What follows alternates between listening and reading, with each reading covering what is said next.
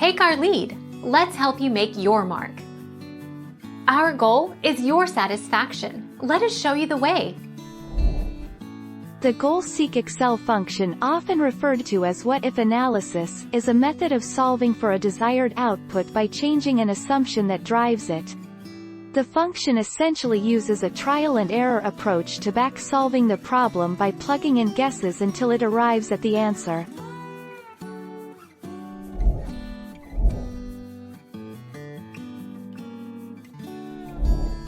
Take our lead.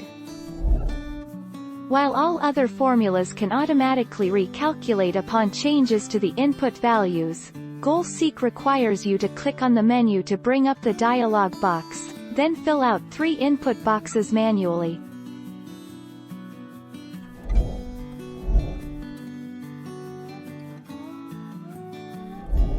Make your mark. Take our lead. To make goal-seek more accurate, we do the following. Select Options from the File tab. Choose Formulas. On the right of the dialog box under Calculation Options, simply reduce maximum change to a very small number, say 0.00000000000001.